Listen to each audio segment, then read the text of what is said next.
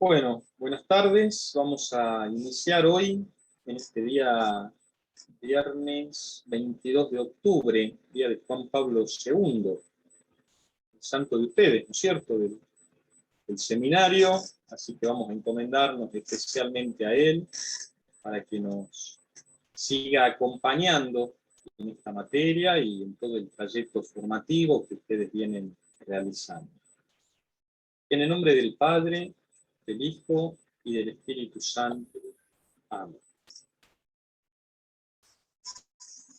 Te damos gracias, Dios y Padre bueno, en este día, por habernos regalado el pastoreo de San Juan Pablo II, por su espíritu joven, su espíritu misionero, por todo el bien que hizo a la Iglesia a lo largo de tantos años de pontificado, aquel que decía que Dios se revela en la palabra, no solo para darse a conocer, sino para mostrarnos el camino de la felicidad.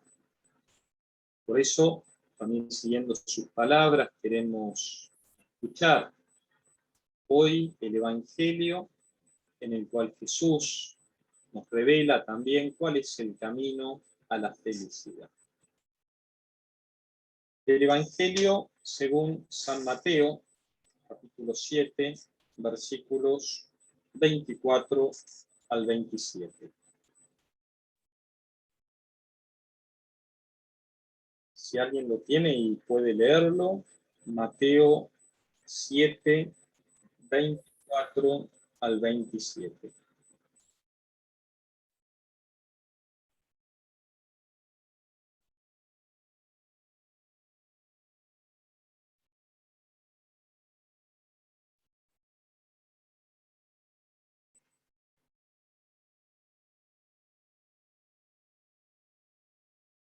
Sí, Loren. Así dice todo el que escucha las palabras que acabo de decir y las pone en práctica. Puede compararse a un hombre sensato que edificó su casa sobre roca.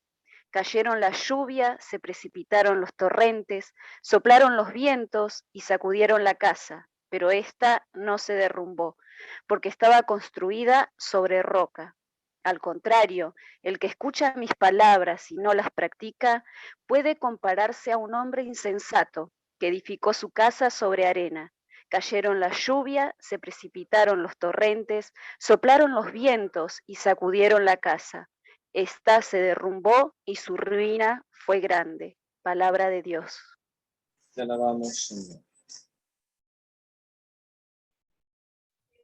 Jesús nos pone este ejemplo, esta comparación sobre la importancia, la necesidad de escuchar su palabra, pero no solo de escucharla, sino de ponerla en práctica.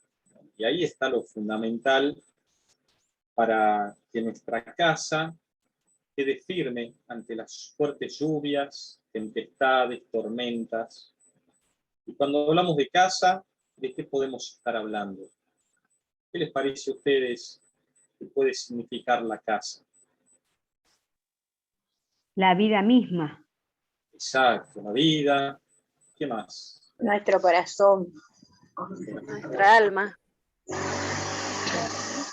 cuerpo. Nuestro corazón, alma. Bien, bien.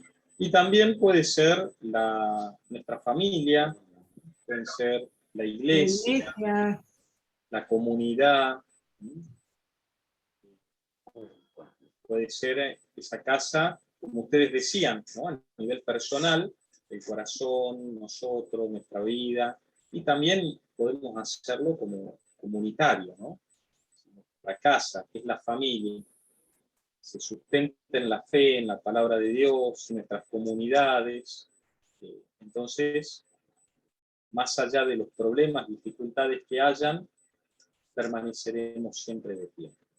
Por eso le pidamos al Señor para que esta palabra que estamos profundizando, reflexionando en estos encuentros, no sea solo una palabra para ser leída y estudiada, pensada, sino que sobre todo sea una palabra que podamos comprenderla para poder vivirla y transmitirla.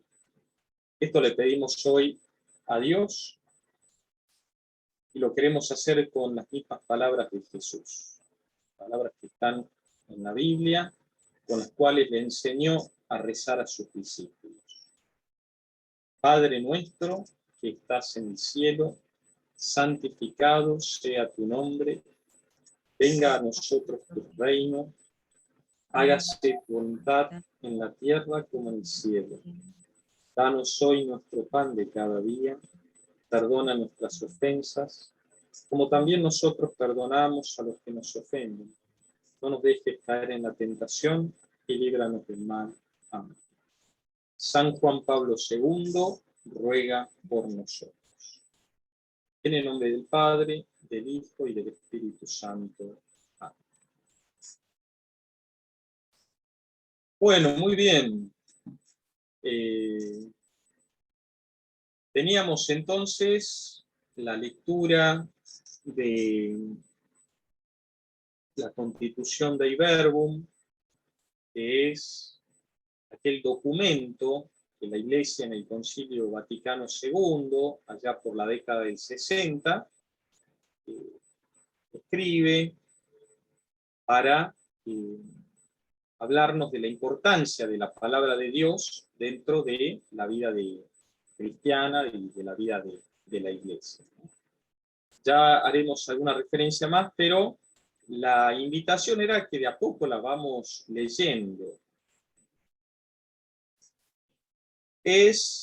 No es tan cortita, pero tampoco es larga, ¿no? O sea, de a poquito se puede ir leyendo, subrayando, profundizando, anotando aquello que por ahí nos llama la atención, ¿no? Entonces, ante las preguntas de algunos, si hay que leer todo, si solo hay que leer un número, un capítulo, la idea es que podamos leerla completa, ¿sí? Es uno de los documentos más importantes de la Iglesia en cuanto a la palabra de Dios, sobre todo a su interpretación, a su validez como verdadera palabra de Dios.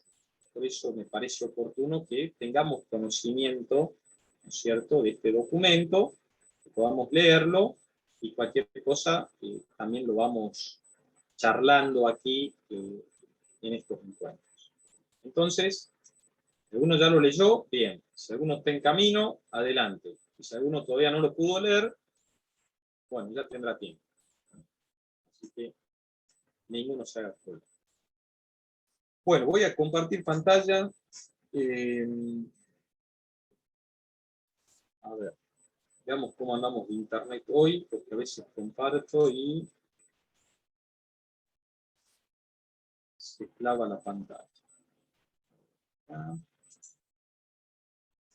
¿Ustedes pueden ver bien ahí? Sí, se ve perfecto. ¿El relojito dando vueltas? Sí. Bien.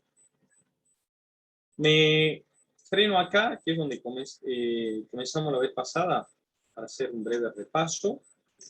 Decíamos cosas a tener en cuenta a la hora de leer la palabra de Dios.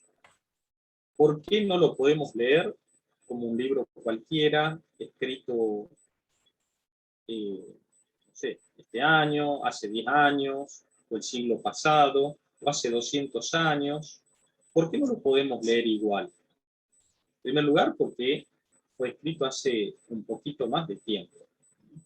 Se comenzó a escribir, fíjense, 1250 años antes de Cristo, y se termina más o menos de escribir en el 100 después de Cristo. O sea, los libros no son todos del mismo momento, no es que se escribió la Biblia como alguien que va escribiendo capítulo por capítulo, sino que son libros distintos, que surgen en culturas distintas, en momentos históricos distintos. Fíjense que a lo largo de 1350 años habrán habido cambios enormes, digamos, ¿no? También dentro de la sociedad. Quizás no tan vertiginoso como lo que vemos nosotros ahora, que es impresionante cómo todo cambia tan rápido, pero sin lugar a dudas que un judío del año 1250 a.C. no habrá sido igual que el judío del año 100 después de Cristo. Entonces, lo primero es tener en cuenta la importancia de nos acercamos a la Biblia, que es un libro escrito hace muchísimo, muchísimo tiempo, y que los libros fueron escritos en distintos momentos históricos. También es importante, decíamos, los lugares, ¿no es cierto?, donde fue escrita la Biblia, la palabra de Dios. Ya responde el lugar también, hace que se escriba de cierta manera, con una cierta mentalidad cultural. Entonces, saber dónde fue escrito también nos ayuda a tener elementos a la hora de interpretar la palabra de Dios. Los idiomas, decíamos que estos eran los idiomas en los cuales fue escrita la Biblia: hebreo y arameo, el Antiguo Testamento, más el griego, los deuterocanónicos, y todo el Nuevo Testamento escrito en griego. Entonces, bueno, a veces también este es un inconveniente a la hora de la traducción, porque no siempre se traduce el sentido pleno que tiene una palabra en otro idioma. Entonces, eso a veces también es bueno saber qué significa realmente esa palabra en la cual fue escrito el Evangelio, ¿no? Por ejemplo, cuando habla de que a Jesús lo buscan su madre y sus hermanos. Entonces, bueno, en el hebreo, para designar a toda la familia cercana, se usa una misma palabra. Nosotros distinguimos una palabra para hermanos, otra para primos, pero ahí se usa una sola palabra para todo el núcleo familiar. Entonces, cuando se habla de tu madre y tus hermanos te buscan, si yo desconozco este dato, puedo llegar a realizar otras interpretaciones. Que Jesús tuvo otros hermanos y hermanas. Bien, y este es el texto del verbo número 11. ¿Se acuerdan que hablábamos de la revelación? Que Dios se revela en la Sagrada Escritura, y que lo que está escrito es por inspiración del Espíritu Santo. Tanto el Antiguo como el Nuevo Testamento ha inspirado a personas llamadas agiógrafos. El agiógrafo es el autor sagrado, quienes han escrito según su modo de escribir, sus gustos, sus talentos, sus facultades, y Dios ha obrado a través de ellos. Bien. Luego, acá recordamos algunos textos del Antiguo Testamento, Éxodo, Deuteronomio, y del Nuevo, donde se presenta la Biblia como palabra de Dios. Bueno, y acá estamos en la parte ya de la verdad de la Biblia, si la Biblia dice o no nos dice siempre la verdad, y veíamos las contradicciones y los errores que presenta la palabra de Dios, y bueno, las complicaciones que esto trae a la hora de poder leer la palabra. Ya habíamos visto aquellas del Antiguo Testamento, que había dos relatos de la creación, dos maneras distintas de crear al hombre, no coinciden los días, no coinciden el orden en que fueron creadas las cosas. Cuando hablamos de Caín, ¿se acuerdan con quién se casó Caín? Si no existía nadie más, aparte de Adán, Eva, Abel, que era su hermano a quien ya mató, y él, o quién podría querer matarlo si no había otra persona en el mundo. ¿Cuántos días duró realmente el diluvio? Igual, ¿cuántos animales tenían que entrar en la barca, en el arca de Noé? ¿Quién mató a Goliat? ¿Fue David? ¿Fue otro? Entonces, bueno, ahí vemos estas contradicciones que son indiscutibles. O sea, uno lee el texto y aparecen esas contradicciones. Más allá que uno quiera decir que no, pero uno lee y se encuentra con estas cosas que llaman la atención. Bien. Y ahora estamos, no sé si pudieron ver, yo les había enviado esta diapositiva por el grupo. Sí. Entonces, si alguno pudo, quiere compartir ahora, si pudo buscar alguno de estos textos y decir, bueno, qué es lo que encontró, si encontró o no contradicciones. Silvia, ¿cuál querés? El que quiera, los busque a todos. De curiosa nomás. Vamos con el primero. Bueno, las bienaventuranzas. En Mateo capítulo 5, versículo 1, habla que de una montaña, que él habla desde una montaña. Y en Lucas capítulo 6, versículo 17, habla de una llanura. Digamos, en uno es una montaña y en otro una llanura. Exactamente, perfecto. Bueno. Buscamos los textos, vamos a ver que, tal cual, como dice Silvia, ¿desde dónde dijo Jesús las bienaventuranzas? Y vamos a ver que también son distintas, ¿no? Pero desde el monte o desde la llanura. ¿Alguien pudo ver lo del primer milagro? ¿Alguien más pudo ver algo de esto? Si no, lo vemos ahora. A ver. Hola, sí.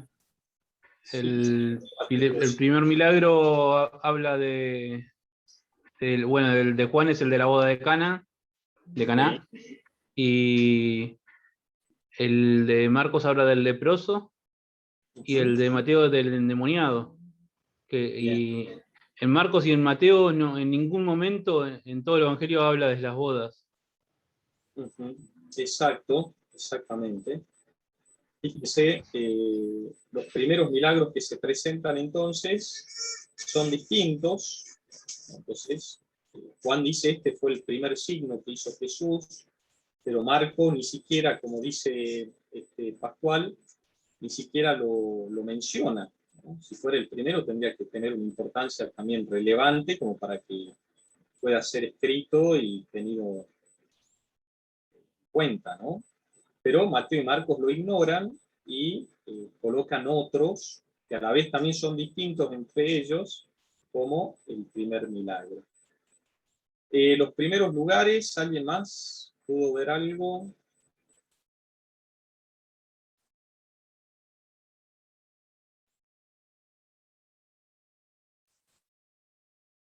Yo no los veo a todos, entonces si alguien levanta la mano, no sé, directamente abre el micrófono y comparta lo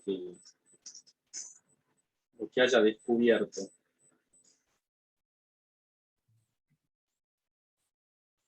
Yo lo busqué, pero tengo una duda, a ver si... Sí. Bueno, en los primeros lugares, en Marcos 10, capítulo 10, del 35 al 37, los que piden estar a la derecha y a la izquierda son Santiago y Juan. Y en Mateo, capítulo 20, del versículo 20 al 21, es la madre de Santiago y Juan la que pide que sus hijos estén a la derecha y a la izquierda. ¿Es así? Es eso lo que yo vi. ¿Y qué no entendés? Ah, no, si era porque los lugares son los mismos, los que piden son distintos. Exacto, y está bien que no entiendas. Está bien que no entiendas, porque dicen cosas distintas. Okay. Que en uno era la madre y que en otra son ellos mismos, los que Santiago y Juan, quienes piden los primeros lugares. Sí. Entonces, bueno, acá hay otra contradicción. ¿Quién pide los primeros lugares? Fíjense, ¿alguien más hizo, aparte de Silvia, Pascual, alguien más tiene sobre los crucificados? No, lo buscamos ahora. Miren, fíjense, por ejemplo, si buscamos en Lucas 23, 39 al 43, busquen y el que lo tenga puede comenzar la lectura. Lucas 23, 39 al 43. Leo yo. Yo lo tengo, padre. Dale, bueno. dale. No, dale, Sole, lee vos. Sole y Dale. Laura busca Mateo 27, 44 para después.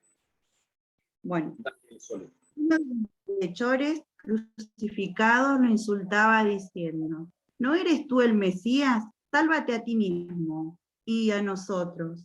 Pero el otro lo increpaba, diciéndole: ¿no tienes temor de Dios? Tú que sufres la misma pena que Él. Nosotros la sufrimos justamente, porque pagamos nuestras culpas, pero Él no ha hecho nada malo. Y decía: Jesús, acuérdate de mí cuando vengas a establecer tu reino. Él le respondió: yo te aseguro que hoy estarás conmigo en el paraíso. Perfecto. Laura, ¿lo tenés al otro texto? Sí. Mateo 27, versículo 44. Sí. Y hasta los bandidos que estaban crucificados con él lo insultaron. Palabra de Dios. Sí, Bueno. solito. Bien. ¿Hay diferencia o no? Sí, Está la diferencia. ¿Cuál es la diferencia? que, Unos los insultan y los otros no. que no, que en uno insultan los dos y en el otro insulta uno. Claro. Claro. Exacto. Y el otro le dice, nosotros estamos pagando nuestra culpa, pero ¿qué hizo él? Eso dice Lucas, pero Mateo dice... Que ambos lo insultan. Habla en exacto, plural. Se supone que son los dos. tal cual, ¿no? Los dos son los que lo insultan. Bien. ¿Cuáles fueron las últimas palabras de Jesús en la cruz? Mira, por ejemplo, Mateo 27, 46.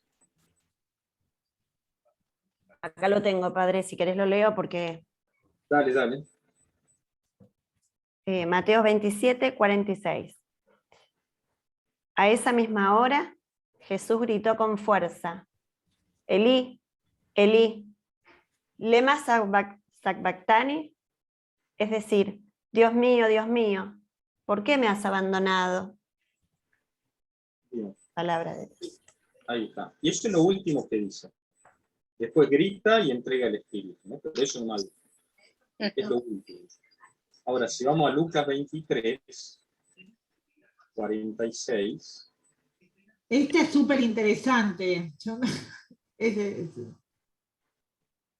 Dice, De las que más me asombró. ¿cuáles son las últimas palabras de Jesús aquí? Dice: Padre, en tus manos encomiendo mi espíritu. Bien. Entonces, uno era, Dios mío, ¿por qué me has abandonado? Lucas pone en tu mano encomiendo mi espíritu, y como si fuera poco, ¿qué dice Juan? Todo se ha 19, cumplido. 30. Todo se ha cumplido, llenando la cabeza entre dos espíritus. Sí. Qué problema, ¿no?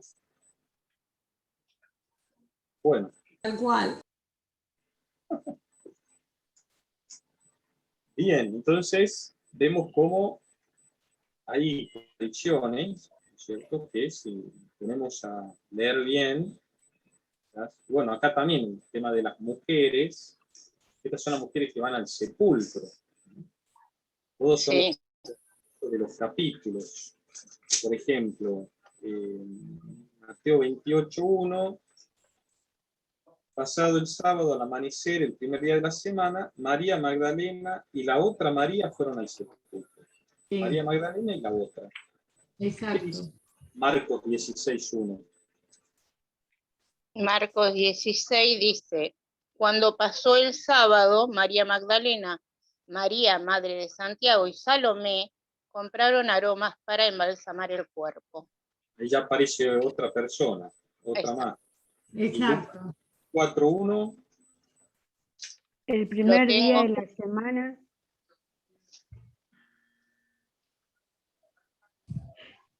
Sí, el primer día de la semana, muy temprano, fueron las mujeres al sepulcro llevando los perfumes que habían preparado. Bien, Lucas no dice nada, simplemente, o sea, no dice quiénes. ¿No? No, Dice, no, Claro, dicen las mujeres. son las mujeres. mujeres. Bueno, sí, podría pasar. Bien. ¿Y Juan 20 qué dice? el primer domingo día por- de la semana. Ah, perdón, ya está. El domingo por la mañana, muy temprano, antes de salir el sol, María Magdalena vino al sepulcro. Cuando Bien, vio acá que María, la Virgen ya no aparece acá. Acá va solo María Magdalena. Todo es el primer día de la semana, ¿eh? No es que fueron en distintos momentos a ver a Jesús, el cuerpo de Jesús. Bueno, listo. ¿Y estas contradicciones, padre, tendrán que ver con quienes escribieron o con quienes tradujeron? No, no, no. En particular bien. estas, No, no, que no. son tan distintas, o sea que... Están bien escritas, están bien traducidas. El autor quiso poner eso. Pero fueron distintos evangelistas los que escribieron, o sea, fueron distintas personas mirando lo mismo. Exactamente. Sí, sí, sí. Bien, bien. Por ahí vamos encaminado, pero nos falta seguir avanzando para poder terminar de comprender a qué se debe todo. Bueno, ahí cambió la diapositiva. Sí, sí. ¿Se mueve esto o no?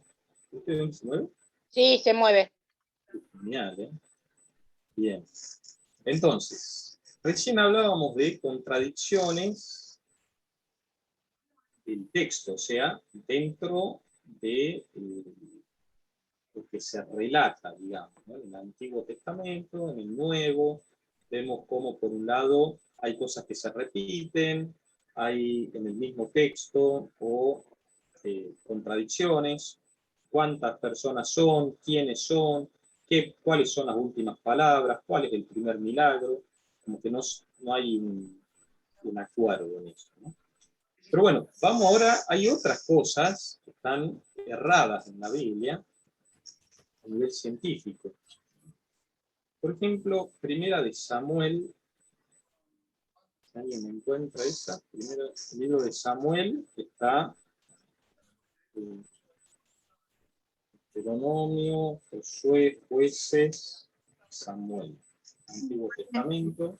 Padre, Sí, ¿puedo hacer una pregunta? ¿Qué quiere decir que sean errores científicos estas citas bíblicas a comparación de las otras que vimos? las que vimos recién era que en un lugar dice una cosa, qué sé yo, la madre pide los primeros lugares, y en la otra que son los mismos Juan y Santiago los que piden. Entonces vos preguntás, ¿pero quién pide? O sea, hay una contradicción. En un lugar dice una cosa y en otra parte de la Biblia dice algo distinto. Hay una diferencia. ¿Sí? En cambio, acá vamos a ver errores científicos significa en la manera de creer, por ejemplo, cómo era la Tierra, los animales, ya cosas científicas que hoy las sabemos y que en ese momento se creían que eran distintas. Vamos al ejemplo. Ok, gracias. Bien. Por ejemplo, ¿alguien puede leer, si la tiene, primero de Samuel, capítulo 2, versículo 8? Leo, padre. Sí, sí, sí.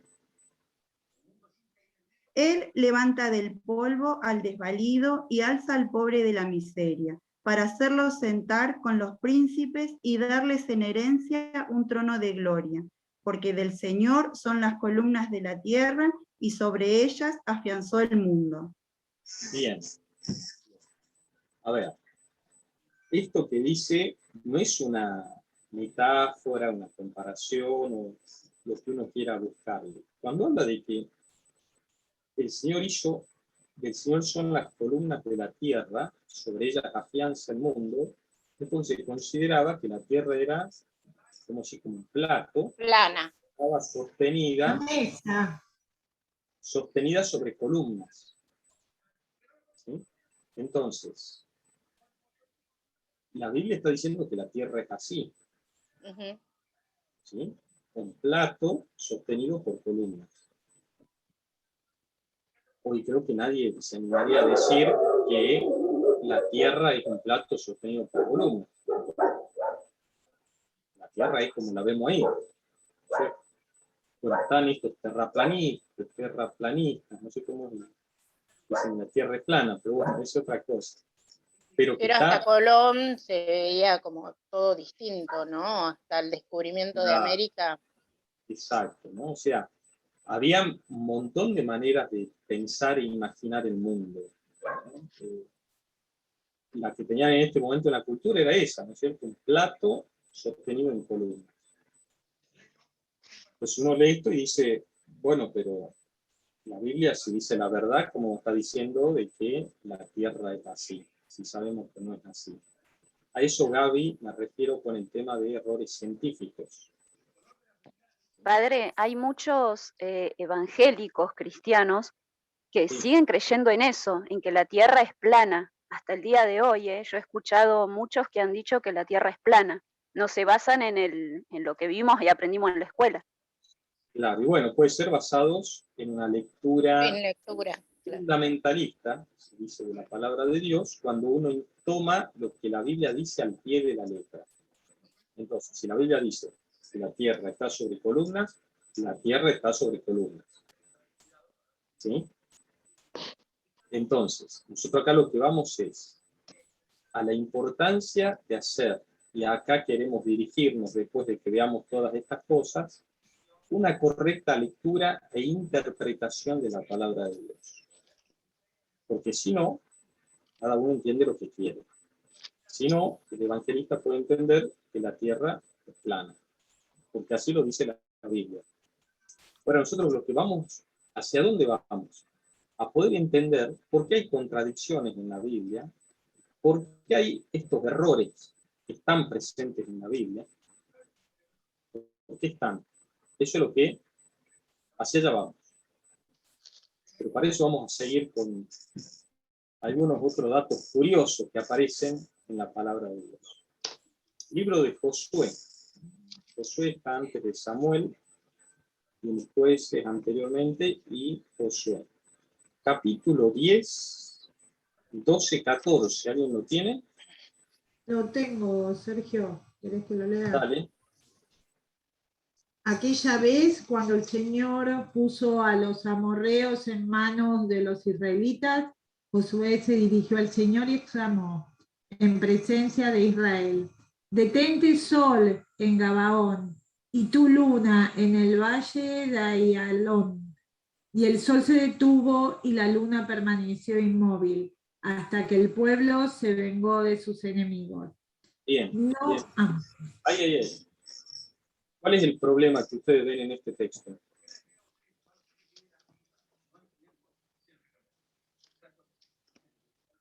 Están el sol y la luna juntos. Detente sol. Detente, claro. El problema es que el sol no se mueve. No se mueve. Que los que nos movemos somos nosotros. ¿Ven ahí el dibujito? Bueno, por esto a Galileo casi lo mandan a la muerte, ¿no? Digamos. O sea, la Tierra es la que gira alrededor del Sol. Pero ¿qué pasa?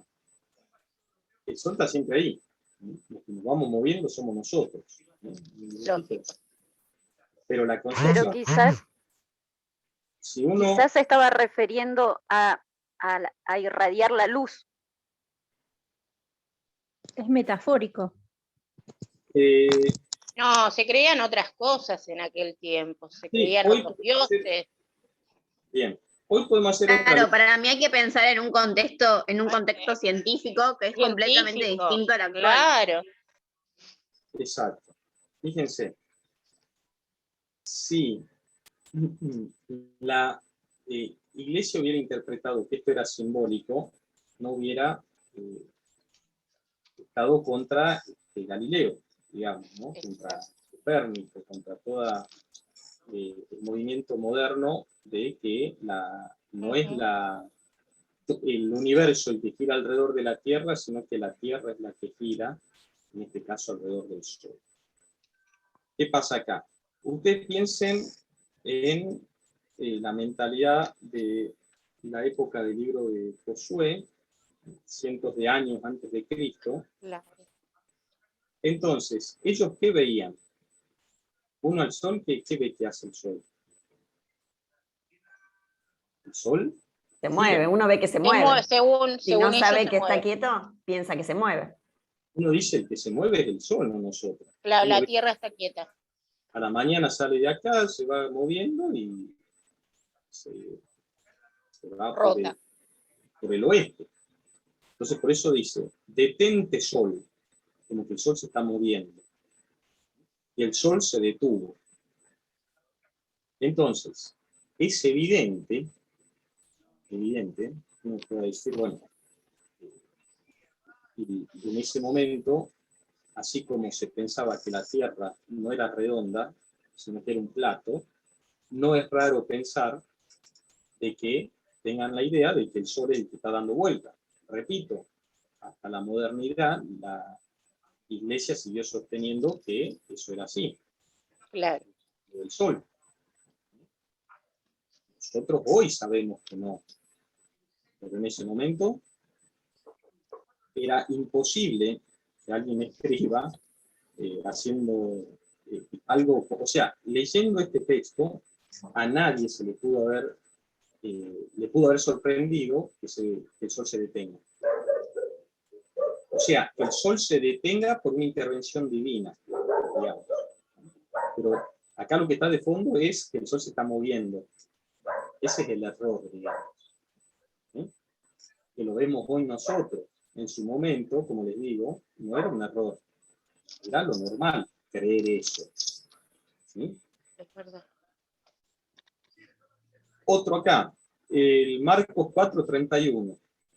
Lo tengo, te lo leo. Bueno. Es semejante a una semilla de mostaza. Cuando se la siembra es más pequeña de todas las semillas que se echan a la tierra. ¿Ustedes conocen la semilla del grano de mostaza? Bien. Bueno, los que conocen, es chiquita, sí, pero no es la más chiquita. Yo he visto otras semillas, que son la de apio, por ejemplo, es mucho más chiquita. Y otras. Ajá. O sea, Jesús está diciendo que es la más chica de todas las semillas. No conocían otras semillas. Claro, habrá sido la más chica de las que conocía él. De esa época.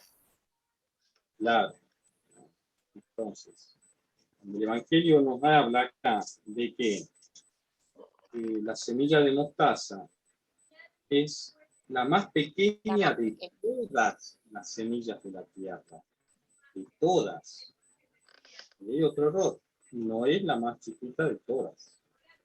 Lo dijo Jesús acá, ¿no? Seguimos. Levítico. Recuerden que lo que está en verde, las citas son del Antiguo Testamento, ¿no? Sí. Levítico 11, 20, 23. Lo tengo, padre. Dale, dale.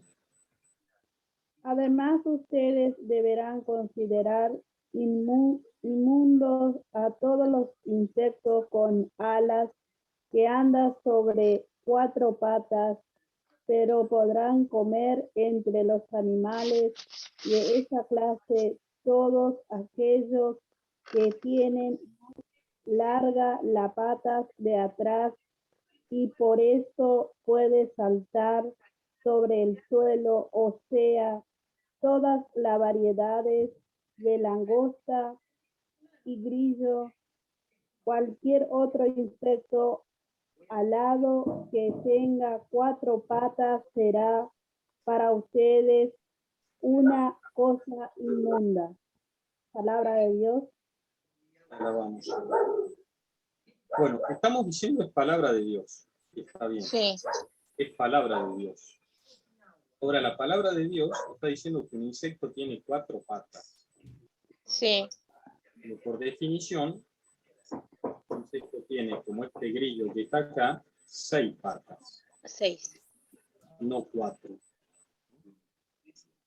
Entonces, bueno, es palabra de Dios, pero el grillo no tiene 4 patas. ¿Estamos ahí? Vamos a Génesis 5. Génesis, capítulo 5. Esta es la lista de los descendientes de Adán. Cuando Dios creó a los seres humanos, los hizo a su propia imagen. Los creó varón y mujer. Los bendijo y los llamó seres humanos, el día en que los creó. A la edad de 130 años, Adán tuvo un hijo a su imagen y semejanza, a quien puso el nombre de Set. Después de engendrar a Set, vivió Adán 800 años. Tuvo hijos e hijas, y murió a la edad de 930 años. Tenía Set 105 años cuando engendró a Eros. Después de engendrar a Eros, vivió 807 años. Tuvo hijos e hijas, y murió a la edad de 912 años. Bien. Si seguimos en el capítulo 5, bueno, se van a encontrar con miles de años. Sí. ¿No? Entonces, a ver, ¿es posible que alguien sea padre a los 130 años? ¿Es posible, primero, que alguien viva 130 años? Segundo, no vivió 130. A los 130 tuvo un hijo, pero Adán muere a los 930 años. Perdón, Sergio, esto puede tener que ver con una explicación que me hicieron hace muchos años, que el calendario era de 9 meses, que los días no tenían 24 horas y que los años por eso eran tantos en relación a cada persona. ¿Puede tener que ver? Puede ser, yo tengo otra explicación, A ver. pero la vamos a ver después. Pero bueno, ahí vos ya tiraste una. Bien. Perdón. No, está bien lo que dijiste. Está bien. Ahora digo, puede ser una interpretación. Ahora, acá lo importante es ver entonces cómo es imposible que alguien pueda vivir tantos años cuando cada vez la gente vive más. Por lo tanto, antes se vivía menos. Imagínense, si estos son los primeros hombres, no sé cuánto, los primeros hombres que aparecieron en el mundo, no sé cuántos años habrán vivido, pero usted imagínense que ahora la media de edad será 75 años, no sé. Pero antes era 40, 30, en la edad moderna, en la edad media. O sea, llegar a los 30, 40 años ya era un logro. Estoy hablando hace... ¿Tuvieron 2 hijos nada más? Adán y Eva. No sé. O sea... Tuvo muchos aparentemente, porque ahí dice que tuvieron muchos. Tuvo muchos. Las patas. Sí. Después vamos a ver, después lo vamos a ver. Yo ahora nada más planteo el problema. Y fíjense, Primera de Reyes 7, 23. Primera de Reyes. Después de Samuel.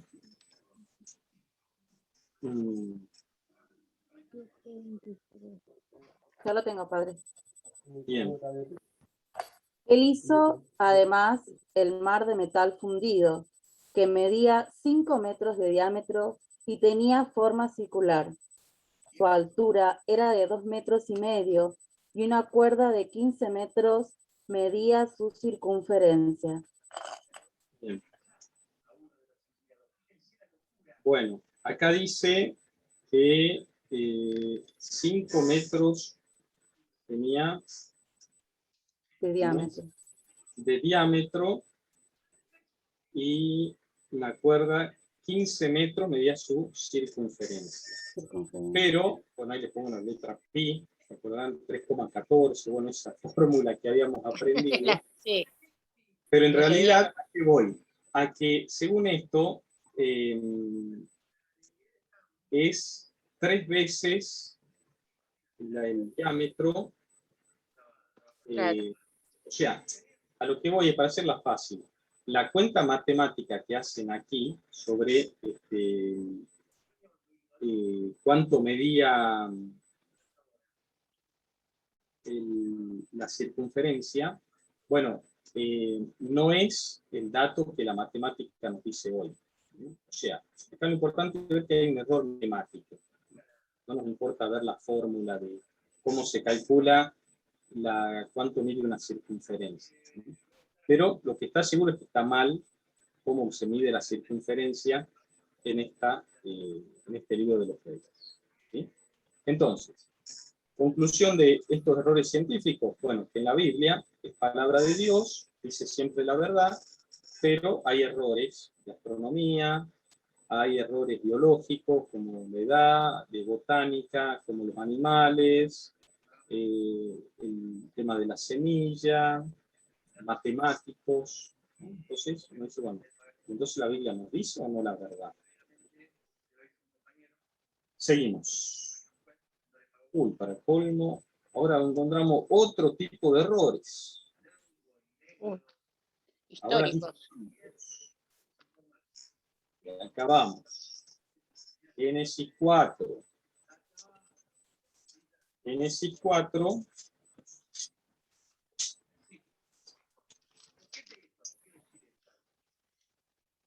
Bien.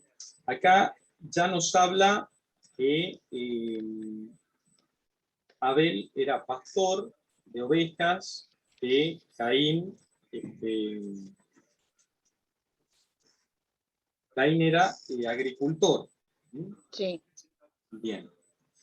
O sea, ya conocían la agricultura, la ganadería, pero la realidad es que eso recién surge hace 8.000 años. O sea, que en esa época, si son los primeros hombres de la humanidad, es imposible que ya puedan cultivar, que ya tengan ganado. O sea, todo eso es mucho más reciente.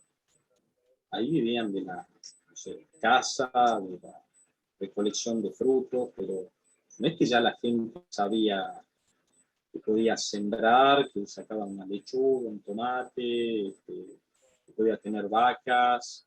Todo eso es mucho más reciente. Y acá estamos hablando de los primeros hombres de la humanidad, estamos hablando de los hijos de Adán. Claro. Entonces, hay un error, es imposible que los primeros hombres ya sepan la de agricultura y sepan que pueden aprovechar el ganado, las ovejas, pastor de ovejas, decía que fue Abel. Por otro lado, vemos que, fíjense, en el versículo 22, dice, del mismo capítulo 4, Sila, por su parte, fue madre de Tubal, Caín, el antepasado de los forjadores de bronce y de los herreros. Naamá fue hermana de Tubal Caín. Bueno, se habla acá de los descendientes de Caín, que eran herreros. Claro. El problema es que, no sé si habrá algún historiador entre nosotros, pero el hierro se descubre, acá tenía el dato, recién en el 1200 a.C. O sea, es imposible que esta gente sepa lo que es el hierro, mucho menos cómo trabajar. Bien. Bueno, y así si ustedes se sigan buscando, acá se van a encontrar, así como les dije recién, yo, bueno, esto después se los voy a dejar a ustedes, pero nos encontramos con varios... o sea, la orfebrería tampoco existiría, de las joyas. Exacto, no, nada de eso existe en ese O momento. sea, es toda una película que nos hicimos nosotros. Vamos al último, al Mateo 27:9. Los otros después, o sea, los buscamos, pero todos tienen que ver cosas históricas. ¿Sí? Fíjense, Mateo 27:9, para ir a algo más nuevo, más moderno del Nuevo Testamento, dice...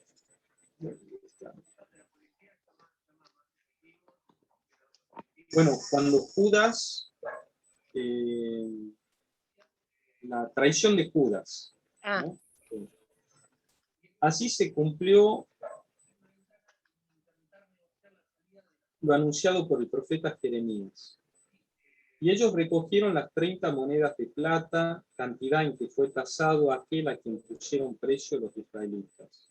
Con el dinero se compró el campo del alfarero, como el Señor me lo había ordenado. El problema es que esta profecía no es de Jeremías, sino que es de Zacarías. Entonces, acá también está este problema de atribuir a un profeta de un siglo distinto una profecía que la había hecho otro profeta. Entonces, quien ya predijo la traición de Judas no fue Jeremías, como dice el Evangelio de Mateo, sino que fue Zacarías, capítulo 11, versículo 2.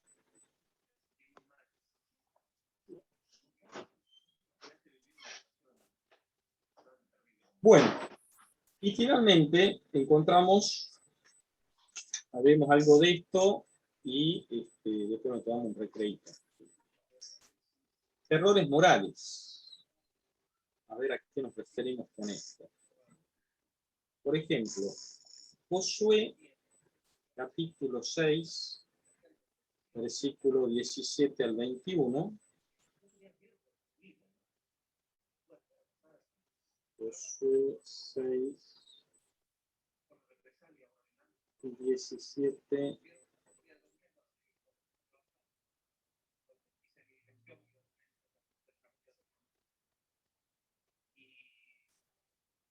Bien. Bueno, vamos a leer desde más adelante. Desde el versículo 20, por ejemplo. Dice, entonces el pueblo lanzó un fuerte grito y se tocaron las trompetas. Al oír el sonido de las trompetas, el pueblo, que es el pueblo de Dios, el pueblo elegido, prorrumpió en un griterío ensordecedor y el muro se desplomó sobre sí mismo. ¿Sí? Es decir, acá están atacando Jericó, la ciudad. Enseguida el pueblo acometió contra la ciudad, cada uno contra lo que tenía delante, y la tomaron. Luego consagraron al exterminio todo lo que había en ella, pasando al filo de la espada a hombres y mujeres, niños y ancianos, vacas, ovejas y asnos. Josué dijo a los 2 hombres que habían explorado el país, entren en la casa de la prostituta, hagan salir esa mujer. Bueno, después sí. Porque manda unos espías, Josué. Acá el tema es que este es el pueblo de Dios. Y es como que Dios avala todo esto. Sí. Entonces, estamos viendo pasar al filo de la espada hombres, mujeres, niños, ancianos. Claro, muchas. Pueda tomar Jericó. Una cosa totalmente asombrosa. Fíjense, el primer libro de Reyes, 18, 40. Lo tengo, Sergio. Dale, ya acá es el profeta Elías, a ver. Sí, Elías les dijo, agarren a los profetas de Baal, que no escapen ninguno. Ellos los agarraron, Elías los hizo bajar al torrente Quizón y allí los degolló. Listo. La profetería, degollando a todos los profetas que no creían en Dios, en Yahvé. Entonces, bueno, siempre para leer hay que leer de más antes para ver de qué estamos hablando, pero bueno, vamos al hecho en sí, ¿no es cierto? Degolló a todos los otros profetas. Segundo de Reyes 22, 24.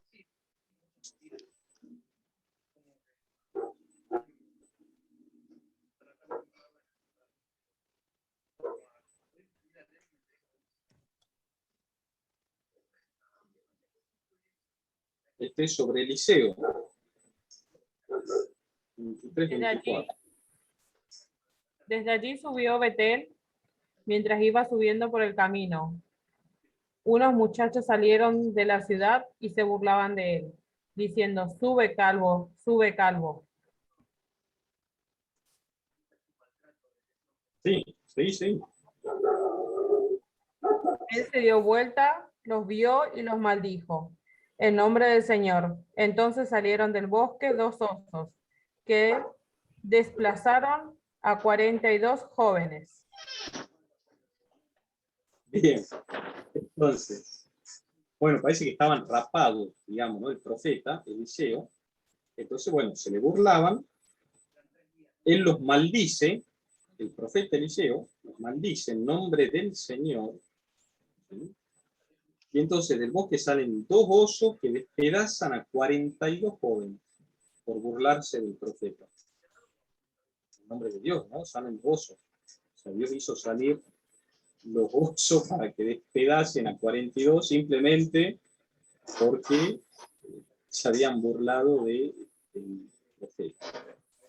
Bueno, después el libro de los Salmos, acá ponemos algunos ejemplos. Pues ustedes pueden seguir buscando el resto de los textos.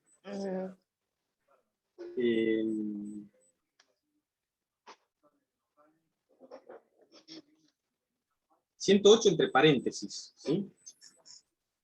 Fíjense que hay 2 maneras de citar los salmos, que ya lo vamos a ver. Sería el 109, paréntesis 108. ¿Alguien lo tiene ese versículo?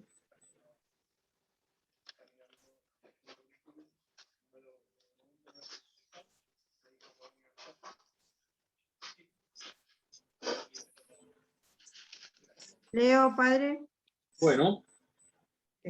Que sean pocos sus días y que otro ocupe su cargo. Que sus hijos queden huérfanos y su mujer viuda.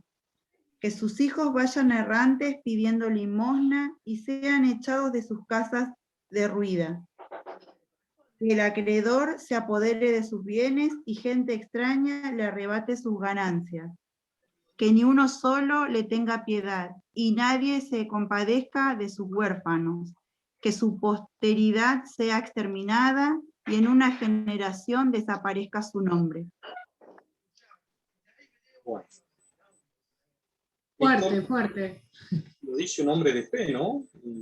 Reza. Esto le está pidiendo, esto es una oración. Un hombre le está pidiendo a Dios. Entonces, que los hijos queden huérfanos y la mujer viuda, que los hijos sean pobres toda la vida y no tengan casa, que sean exterminados todos los descendientes, que desaparezca una generación. Bueno, si esto es palabra de Dios, entonces, Éxodo 4, 23. Padre, ¿puedo hacer una consulta? Sí. Cuando recién leyeron la cita bíblica de Salmo, al lado aparece el número y después entre paréntesis dice otro número. ¿Cuál es el, por ejemplo, si dice Salmo 100? Yo tengo que dice Salmo 109 y dice entre paréntesis 108. ¿Es la apelación a la justicia de Dios lo que leyeron? Sí, sí. Ah, ok, está bien. Después cuando veamos los salmos vamos a explicar por qué. Pero siempre es el de paréntesis. Ah, bueno, gracias. Bien. Fíjense Éxodo 4:23 que el Señor le habla a Moisés. Entonces, lo que le tiene que decir al al faraón. Porque el faraón no va a dejar que salgan de Egipto, ¿sí? Cuando estaban esclavos en Egipto, No sé. pues, Moisés dice, bueno, no van a dejar que nos vayamos. Entonces Yahvé les dice, yo te he dicho que dejes partir a mi pueblo para que me rinda culto. O sea, vamos de antes. Tú le dirás, Moisés al faraón, así habla el Señor. Viene el versículo 22. Sí. O sea, Dios dice, anda de mi parte y decide, Israel es mi hijo primogénito. Yo te he dicho que dejes ir a mi pueblo para que me rinda. Pero ya que te niegas a hacerlo, castigaré con la muerte hijo primogénito. A tu hijo primogénito. Entonces Dios a Moisés no te deja salir, decide que matar a su hijo primogénito. Este es Yahvé. Esto es palabra de Dios. Y busquemos alguno más, ya los dejo tranquilos, por lo menos 10 minutos. Yo tengo A ver, el Génesis 19, el 30, si querés que ya lo lea. Bueno, a ver qué dice. Dice, Lot salió de Zoar con sus 2 hijas porque no se sentía seguro ahí y se fue al monte a vivir en una cueva. Entonces dijo a la hija mayor a la menor, nuestro padre está viejo y no ha quedado ni un hombre siquiera en esta región que pueda unirse a nosotras como se hace en todo el mundo.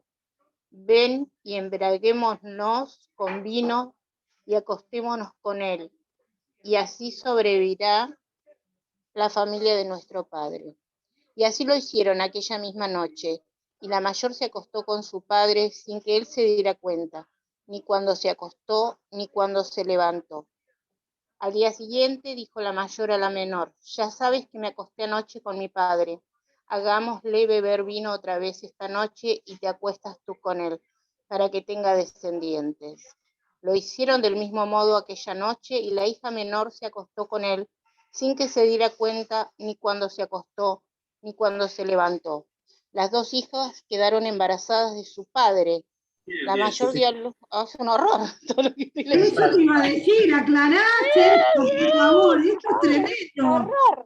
No aclare que oscurece. No, por favor. Bueno, entonces. Lo leí y me iba poniendo re mal. Aquel problema es que esto no aparece como que fuera algo que llame la atención, que sorprendas, como Estás en el libro de la Biblia, está en la sí, Biblia. estaría como avalado, como que no importa, como algo normal. Es que quizás era normal. Bueno, errores morales en la Biblia. Exacto. Y esto debe ser algo referido a la mentira, ¿no? Si puse este dibujito, como Pinocho, que le ofrece a nadie cuando miente, bueno, y Dios siempre avalando, digamos, la mentira, El engaño, sí. Que se maten y destruya a todo el mundo, que los chicos queden huérfanos. Bueno, Dios como que está de acuerdo. Bien, vamos a estar acá. Fuerte. Sí, no, totalmente. Muy fuerte. Vamos a... ¿Qué hora es? A ver, esperen un segundito. 20 y 26.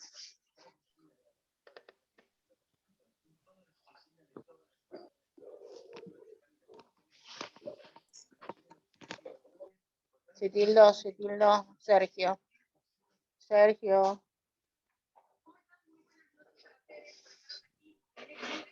Sí, quedó frozen ahí. Sí, se tildó, con ese relato también, Dios. Sí, por favor.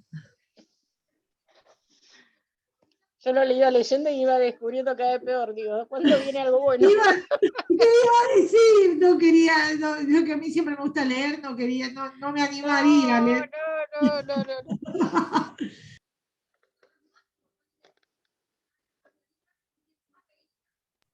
Ay, qué pena, se le tildó. Igual dijo que... Congelado. Ah, hola. Ahora, cuando solicite entrada de nuevo, la habilito. Bueno, nos tomamos el recreo ahora, el break. Sí, igual dijo que íbamos a tomar 10 minutos, así Por que eso, 10 minutos. así no perdemos el tiempo. Ahí está. ¿Hasta qué? Ya nos ¿Hasta tomamos. 35? ¿O hasta y 40? Y hasta 40, calculo. que Hasta nos vaya 40, más. bueno. Después de esto nos tenemos que recuperar. Hasta 40. Sí, no, tengo que tomarme algo. Hasta 40 está bien. Voy a tomar algo, me parece. Tengo que tomar algo, sí. Bueno, hasta y 40. ¿Le Nos avisás, vemos. Porfi, al padre? Lisandro, Sí, quédate tranquila, yo la aviso. dale, dale. Listo, nos vemos luego, chicuelos. Hola, hola.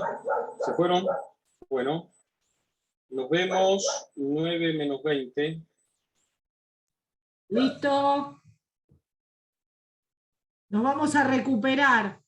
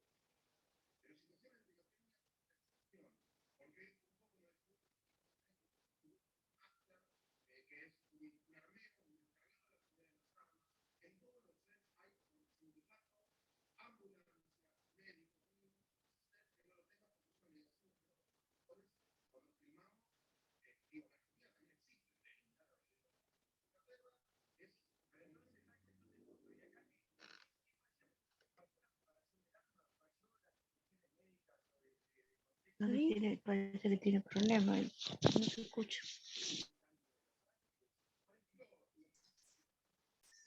Bueno, estamos. Acá está el chat, acá veo, dice Gabriel, según los griegos, creo que la tierra estaba sobre la espalda de una tortuga. Bien, sí, algo de eso. Algo de En un eso. momento se habló de 4 elefantes también, que eso es la tierra, ¿te acordás? Sí, sí. No pude encontrar la cita de Josué, está en el antiguo, está Josué. Bien, así. Perfecto.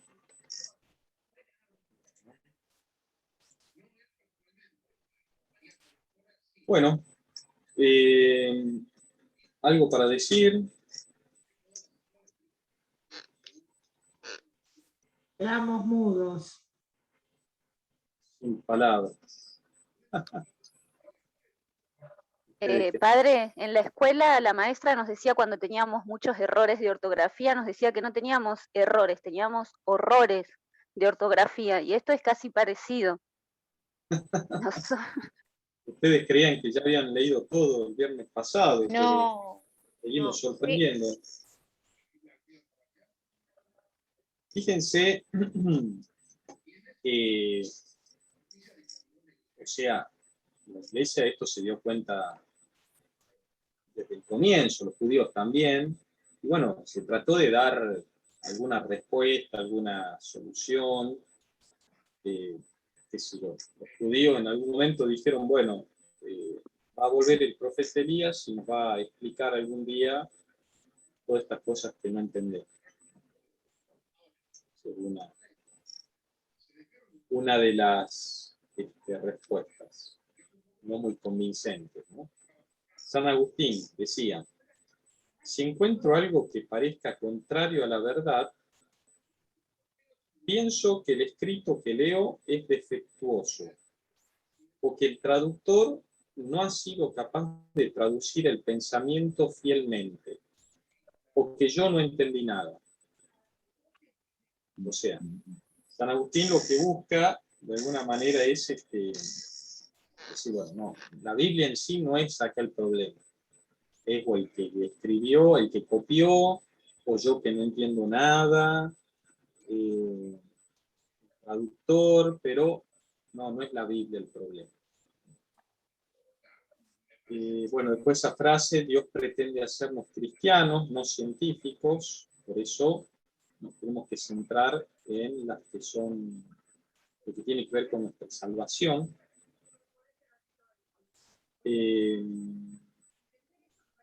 Y van surgiendo algunas propuestas de solución, bueno, eso es San Agustín, pero una que se llama la alegoría, que consiste en decir, bueno, los pasajes problemáticos de la Biblia no significan en realidad lo que dicen, sino que son un símbolo de otra cosa. Está diciendo una cosa, pero en realidad quiere hacer referencia de otra. Bueno, esta interpretación durante muchos siglos. El problema es que cada uno le daba la interpretación. O sea, bueno, está bien, no quiere decir eso, quiere decir otra cosa. Perfecto, ahora, ¿qué es lo que quiere decir? Ya cada uno lo que le impide, ¿no es cierto? Pero llegar a ser cualquier cosa. Acá lo que tratamos de definir es cuál es el mensaje que Dios nos quiere transmitir a través de la palabra de Dios. Y esto no puede quedar liberado a lo que a uno ocurre que puede llegar a ser. Entonces, este intento de solución de la alegoría, bueno, fue luego descartado a pesar de que mucho tiempo iglesia. Otro es lo llamado la apologética, La apologética viene de defensa, y trata de encontrar disculpas para justificar las actitudes escandalosas de los personajes del Antiguo Testamento. Bueno, sí, pero esto que leímos recién en el libro del Génesis, bueno, pero eso hay que saber porque en el momento, en la cultura. Entonces, no, trato de justificar todo lo que leemos, vemos, como que no tiene justificación, como esto de matar, que queden huérfanos, que quede la duda, que le dejamos todo, que toda la generación sea aniquilada. Y bueno, sí, pero en realidad no hay justificación. Entonces, la apologética era defender, así como, a ver, lo llevemos al mundo político, como está el que defiende el gobierno y no es capaz de ver ningún error, como el que, no sé, defiende al gobierno anterior, todo este gobierno está absolutamente mal. Bueno, vieron que están estas personas que son extremistas, ¿no? Entonces, ya se paran desde un lugar. Bueno, acá también están los que defendían a la Biblia, hay que defenderla. ¿Sí? Entonces, veremos qué argumento damos, veremos cómo hacemos, pero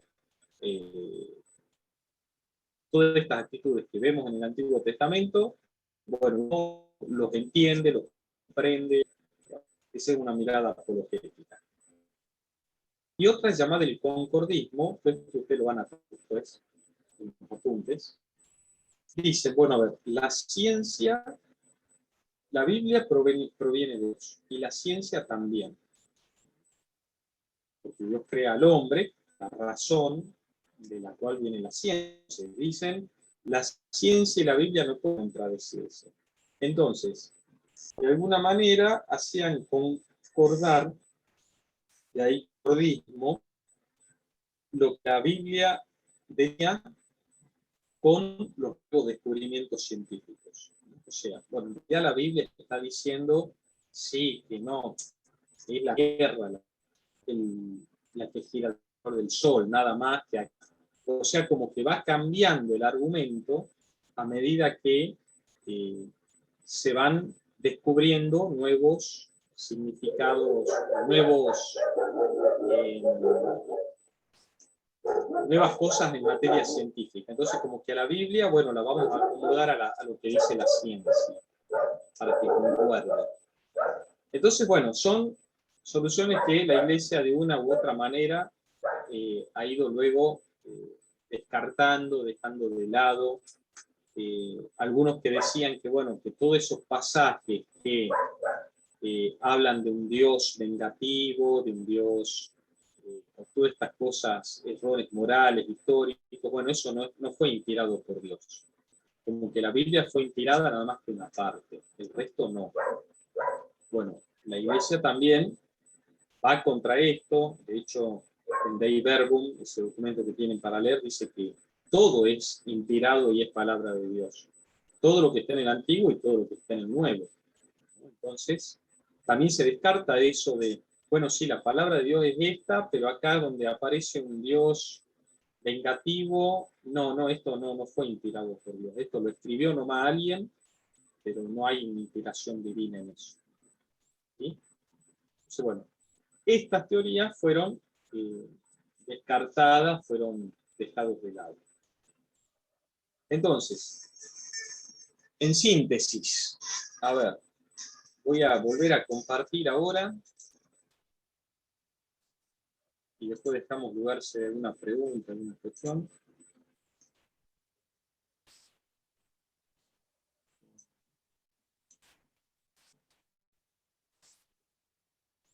Bueno, ¿qué conclusión sacamos entonces? Que la Biblia, en primer lugar, no es nada de lo que está acá. No nos acerquemos a la Biblia como quien se acerca a un libro de geografía. También vamos a encontrar errores geográficos. No nos encontremos como quien está leyendo una novela, porque no es un cuentito. La Biblia no es un cuentito como quien lee una historia, una novela, 100 años de soledad, cualquier novela. No, no es una novela. No es una biografía. O sea, no es que nos cuenta la historia de Jesús, por ejemplo, el Evangelio. Yo quiero saber la historia de Jesús, digo, tal cual fue. Bueno, les cuento que los evangelios no nos hablan de tal cual cómo fue la vida de Jesús, como quien hoy escribiría la biografía de alguna persona. Hoy, si tratamos de escribir la biografía de alguien, vamos a buscar que los datos sean reales, ¿no? Que sea tal cual sucedió. Si nació tal día, vamos a poner tal día. Si el presidente que estaba cuando nació fue tal, vamos a poner ese nombre. Si el primer, si estudió medicina, bueno, estudió medicina, y en tal año y en tal lugar. El Evangelio no es esto, no es una historia de Jesús así. Podemos ver que es un Evangelio. Botánica tampoco, ya vimos, hay errores. El tamaño de la semilla, no vamos a ir a ver cuánto mide la semilla o cuál es la semilla más chiquita, no lo vamos a buscar en la Biblia. Para eso vayamos a un libro especializado. No es un libro de profecías, ¿sí? Porque el Apocalipsis ya dice, no, el Apocalipsis no dice nada de lo que va a pasar en el futuro. Absolutamente nada. Entonces, no busquemos, sí, porque el número que aparece en el Apocalipsis significa, sí, porque el Apocalipsis dice que ahora son los tiempos de no sé qué cosa. Bueno, no, descartado. La Biblia no es un libro que nos profetiza el futuro. Tampoco un libro de historia. Yo no puedo ir a la Biblia a buscar datos específicos, en qué año fue tal guerra, con quién peleó tal pueblo. No, porque también el hierro cuando surge, porque si no vamos a encontrar que el hierro ya estaba con los primeros hombres. Que Dios crea a Adán y Eva y el otro día ya estaban cosechando, sembrando lechuga, tomate, ya tenían vacas, ovejas, cuando todo eso pasa miles de años después. Entonces, si quiero información sobre esto, no. A la Biblia, no. Vayamos a libros que tengan que ver con esto. ¿Se entendió esto? Bien. Bueno, pero ¿y entonces? Entonces, les quiero presentar 3 principios para solucionar estos errores. Acá vamos a San Agustín. Primero, la Biblia solo enseña las verdades necesarias para nuestra salvación. ¿Sí? Decía San Agustín. A ver, ¿alguien quiere leer la frase de San Agustín? No se lee en el Evangelio que el Señor haya dicho, les envío el Paráclito para que les enseñe el curso del sol y de la luna. El Señor quería ser cristiano y no astrónomos. Bien. Entonces, primero, esto de que la Biblia, si queremos encontrar las verdades necesarias para la salvación, o sea, cuál es el camino de la salvación que nos ofrece Dios, vayamos a la Biblia porque la vamos a encontrar. Si queremos saber cuántas patas tiene una langosta, si queremos saber si el sol o la tierra, quién gira alrededor de quién, si queremos saber si la tierra es redonda o está sentada en una tortuga o sobre columnas, bueno, entonces no vayamos a la Biblia porque ahí no vamos a encontrar la respuesta. Si queremos un dato histórico, tampoco vayamos a la Biblia, no es lo más fiable. Sino que a la Biblia vayamos a buscar las verdades necesarias para nuestra salvación. ¿Sí? Acá estamos. Cualquier cosa, ya nos vemos todos cuando deje de compartir pantalla. Decía que son 3. Este es el primero. Lo primero que hay que tener en cuenta. Dios nos reveló las verdades necesarias para nuestra salvación. Eso es lo fundamental a la hora de acercarnos a la Biblia. Luego, hay que tener en cuenta la intención de los autores. Esto recién en el siglo pasado, la Iglesia habla de esto. Antes no se hablaba de la intención de los autores. Dei Verbum 12, nosotros hemos leído la 11. Fíjense, si alguien puede leer, ¿qué dice Dei Verbum 12? Como Dios en la Sagrada Escritura ha hablado por medio de los hombres y en la forma en que hablan los hombres. Se exige el recurso a los métodos científicos y el estudio a los géneros literarios, de manera que el intérprete pueda comprender lo que los escritores sagrados quisieron decir realmente. Y Dios quiso manifestar con la palabra de ellos. Bien, miren todo lo que dice acá. Lo que Dios habló por medio de hombres en la Biblia. Y en la forma en que hablan los hombres. El hombre no puede hablar de otra manera que no sea como hombre. No puede hablar como Dios ni como ángel. Habla como hombre. Entonces, yo tengo que recurrir a métodos científicos, estudiar cuáles son los géneros literarios, las maneras de escribir de la época, para interpretar, para comprender qué cosa. Lo que el escritor quiso decir realmente, no lo que yo creo que quiere decir o quiso decir. Y en eso que quiso decir el autor, lo que Dios quiso manifestar a través de lo que ese escritor puso por escrito. Entonces, acá hay segundo principio, es hay que tener en cuenta qué quiso decir el autor.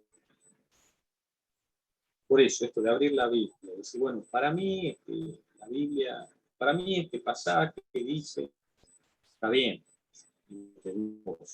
Ahora, ¿qué quiso decir el que escribió qué mensaje quiso transmitir? Porque ahí se esconde o se revela lo que Dios quiere decir. ¿Se entiende esto? No es que cada uno interpreta como quiere.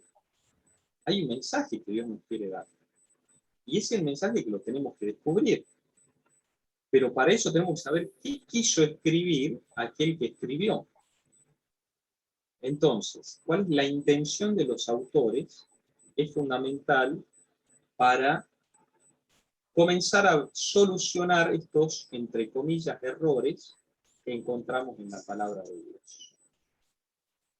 Y finalmente, el tercer principio es, que también es importante, la verdad se encuentra en toda la Biblia como una unidad porque ha sido revelada por Dios en forma progresiva. Progresiva. O sea, yo no puedo abrir la Biblia en cualquier lugar porque me puedo llegar a encontrar con estas cosas que hemos leído recién y que sacadas de contexto pueden llegar a darse cualquier interpretación. Yo, por ejemplo, me acuerdo, acompañaba una vez un grupo de la Renovación Carismática, y entonces este grupo lo que hacía era, en un momento, luego de alabanza, de oración, abría la Biblia y con el dedo señalaban un versículo, lo leían, y eso daba que cada uno diga lo que quiera, lo que le parecía. También eso es lo que el Espíritu Santo le estaba inspirando decir. Entonces, fíjense, esto no es una manera de leer. No puedo abrir la Biblia en cualquier lado, leer un versículo y ponerme a decir lo que se me ocurre de la Biblia. ¿Por qué? Porque yo tengo que saber, como digamos recién, cuál es la intención del autor. cuál es la intención del que escribió eso, no solo lo que a mí se me ocurre, y además recordar que la Biblia es una unidad. Entonces, si alguien te dice, ¿por qué la Biblia dice que mormones, Dios, Jehová, Evangelista, no te harás imágenes de ningún material? Lo buscamos, ¿no? Muy bien está ese texto, pero aparece en la Biblia. Entonces, leen el versículo suelto, y dice, bueno, tienes razón, no se puede hacer imagen. Ahora, uno se tendrá que preguntar, ¿en qué parte de la Biblia? Porque la Biblia es una unidad, y no podemos sacar partes de la Biblia y leerlas así nomás sueltas, sino siempre ver, bueno, a ver, ¿en qué parte, por qué será que dice eso? ¿En qué contexto está? ¿Qué quiso decir el autor con esa frase?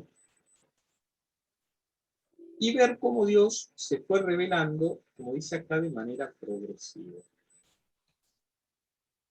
Yo no puedo ir a 5º grado de jardín de infantes, salita de 5, no sé cómo llaman ahora, no puedo pasar a 5º grado. Como si estuviera a 1º, a 2º, a 3º y a 4º. Después sí, aprenderé lo propio de 5º grado. Fíjense entonces cómo acá, en este ejemplo que les pongo, se ve claramente la evolución y cómo la manera de revelarse de Dios es también progresiva. ¿Por qué? Porque el pueblo no está preparado para una revelación total, plena y perfecta, como es la que se da con Jesús. Éxodo 34:7. Fíjense qué interesante. Si alguien lo tiene, vamos a leer.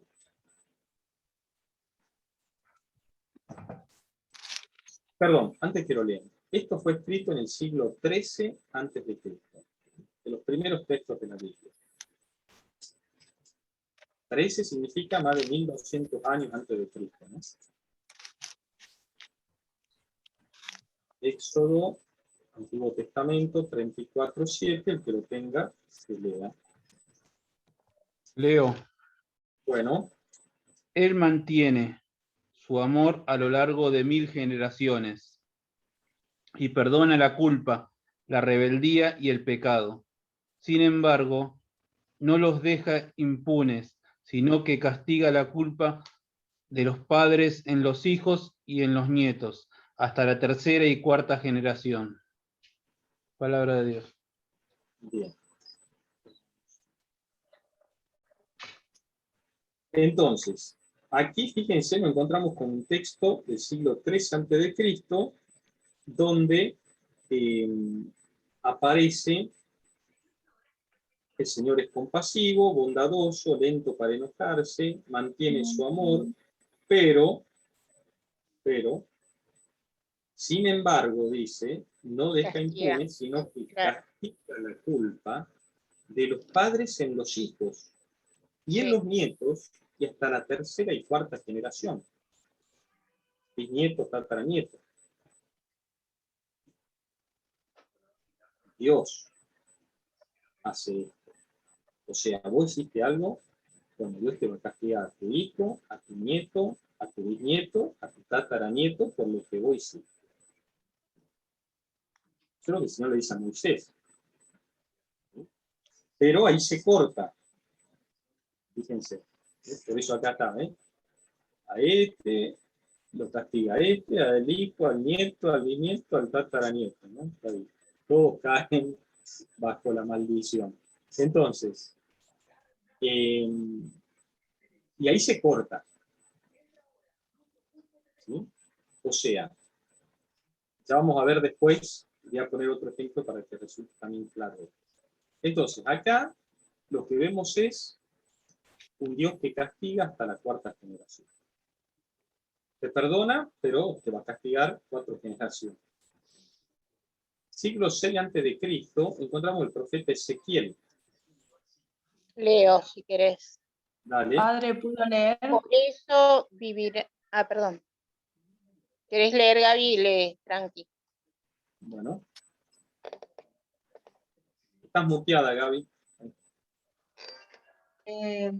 La persona que peca, esa morirá. El hijo no cargará con las culpas del padre, ni el padre cargará con las culpas del hijo. Sobre el justo recaerá su justicia y sobre el malvado su maldad. Palabra de Dios. Bien. Fíjense, acá ya qué pasa en el siglo XX de Cristo. Ya no castiga. Claro. Sí castiga, pero ¿a Castiga, quién? pero de no tanto. El culpable. Castiga al Solamente al culpable. culpable. No al hijo. El hijo no tiene no se hereda el culpa. castigo. Solo al culpable. Exacto. Exacto. ¿Ven el paso que ya estamos dando acá? Entonces, primero Sí. Dios dice, bueno, yo castigo, pero hasta la cuarta generación. Hasta la cuarta. No indefinidamente. Pone el límite, bueno, hasta la cuarta. Acá ya Dios, bueno, no, vos hiciste algo, listo, yo te castigo a vos. Así. Pero después, bueno, esta no la vamos a leer entera porque no vamos a tener tiempo. Ya, pues largo. Sí, es Lucas, larga. ¿sí? Es largo. Estamos hablando de la parábola del Padre Misericordioso o llamado Hijo Pródigo. El hijo pródigo, claro. Sí, sí. Hermosa. Donde hay un perdón, donde no se lo castiga, al contrario, se hace fiesta, hay alegría, se volvió el hijo, pero no se lo castiga. No se lo castiga. Y el otro se enoja. Exacto, siglo I después de Cristo, o sea, el primer siglo. Entonces, ustedes pueden ver cómo en la Biblia, en la misma Biblia, nos encontramos con tres visiones de Dios distintas. La primera, que castiga a varias generaciones. La segunda, que bueno, hiciste algo, Dios te castiga. Y la tercera, no, Dios no castiga, Dios perdona. Perdón, Sergio, es como la parte de la ley del talión, ¿no? Ojo por ojo. Ese es el otro ejemplo que quiero poner. Ahí, claro. Fíjense, ustedes piensen, siglo XIII antes de Cristo. No había, y antes también, no había justicia, o sea, qué sé yo, vos vivías, al lado tenías tu vecino, otro vecino al lado, venía un vecino y a vos te robaba una oveja. ¿A quién le vas a reclamar? A nadie. Entonces vos ahí le robás 3 ovejas. O una, yo le robo 3. Eso era lo normal. Sí. Mataron a uno de mi familia. Bueno, yo mato 5 de su familia. Yo mato. No a 1, a 5. Y eso es lo normal. Entonces, Moisés dice, bueno, no, Dios, se habla en nombre de Dios, ojo por ojo, diente por diente. Diente por diente. Pará. Una, vos robale una. Eso es lo. No le robés 3. Entonces, como hay un paso. Pero después viene Jesús y dice, te pegaron un lado, o otra Con vez. la otra mejilla, claro. Pueden revolución. Ahora, vos, fíjate, estás en la época en que robaba uno y el otro le robaba 3. Y eso era lo normal. Vos de ahí podés pasar a decirle, no, si te robó una, dejale nomás. Que se la lleve. ¿Podés hacer eso? No. Lo que podés hacer es decir, bueno, a ver, te robó una, vale una. O sea, es un intermedio. No es lo pleno, no es todavía el camino del Evangelio. Con Jesús se nos propone la voluntad de Dios. No ofender ni hacer mal a nadie. Aunque hagan mal, no hay que devolver el mal. Jesús Ahora, revolucionó la historia en la Biblia. ¿Cómo? El primer revolucionario. Jesús. ¿Quién? Ah, Jesús. bueno. Entonces, aquí voy con esto, que si vos abrís la Biblia y dice ojo por ojo, diente por diente, explícame, sin esto que les dije recién. Voy a sacar esto y espero no perderme, así los veo a todos. Si me voy, espérenme.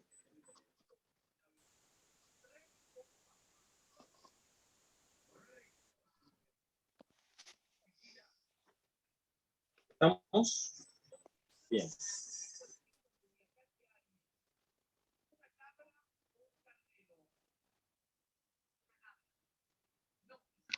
Bueno, les decía, si ustedes, alguien le dice, ¿por qué la Biblia dice ojo por ojo, diente por diente? Es palabra de Dios. Ustedes cada vez que leen están diciendo es palabra de Dios. Y es verdad. Ahora, si yo leo ojo por ojo, diente por diente, es palabra de Dios. Explíquenme. Yo creo que no hay que sacar de contexto. Sí, por eso esto que decís de ir leyendo progresivamente, desde el principio, no se puede leer así separado. Creo. Bien. ¿Qué más dicen? A ver. Y no, según la vida de cada autor, ¿no? En qué siglo fue dicho, esto pasó el tiempo, entonces vamos evolucionando, se supone. ¿Qué más?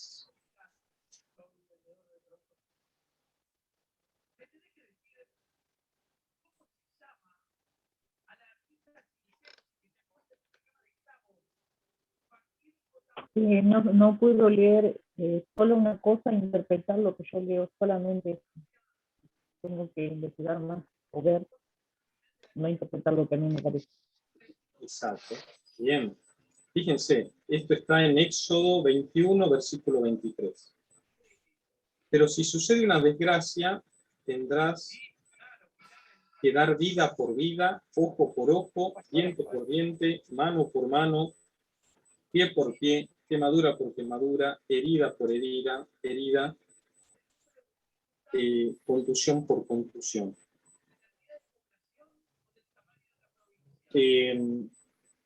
Si uno lee solo este texto, no hay cómo refutar que realmente dice eso. Y dice eso. Si hacen algo, devolverlo. ¿Cuál es el tema acá? Que la Biblia hay que leerla como una unidad. Como una revelación que se va dando de a poco. ¿Esto es palabra de Dios? Sí, es palabra de Dios. Pero eso es en un momento que es parte de la revelación de Dios. Que se viene dando porque antes, tengo que decir ojo por ojo, diente por diente, porque era un ojo por 5, un diente te saco 5. Entonces, como un escalón dentro de esa revelación de Dios, es decir, no, ojo por ojo, diente por diente. Con Jesús vamos a dar un paso más. Por eso, la Biblia hay que leerla a cada parte, pero en su contexto general. Y entender que la revelación es paulatina, de a poco. Y ya les adelanto algo del otro, que de los errores y esto, que la Biblia es la mirada que el pueblo tiene también de Dios, en esto del castigo que vimos recién.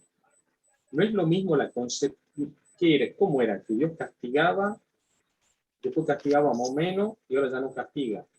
No, sino que esa es la imagen de Dios que tiene el pueblo. Eso es lo que está en la Biblia.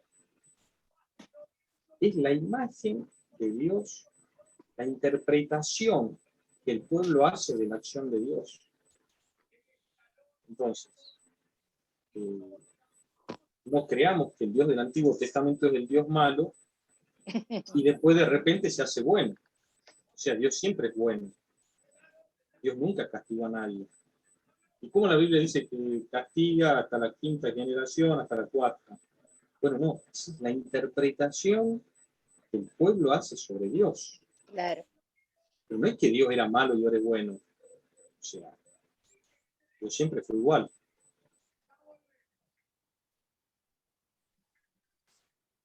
Hasta ahí. Hasta ahí. Después si hay dudas, preguntas, la vamos a dejar para la próxima. Quedamos pensando en estas cositas. Y bueno, nos veremos el próximo viernes. ¿Hay alguna cosita que quieran decir ahora? No he visto yo, así que estamos. Mirta Torres. Sí, padre, vas a publicar estos archivos para que lo podamos ver. Dale, ya les voy a... lo tengo todo junto, les estoy dando un poquito, voy a cortar la parte en la que ya estamos y ya les puedo ir pasando, sí, estas primeras hojas. Perfecto. Gracias, padre. Cómo no, con mucho gusto. Gracias. Bueno, saludos, que tengan buen fin de semana. Gracias, padre, por la clase. Gracias. Gracias. Buen fin de semana. Gracias, nos vemos. Gracias, padre, es muy lindo. Gracias. Chao, Gracias. Chao, chicas.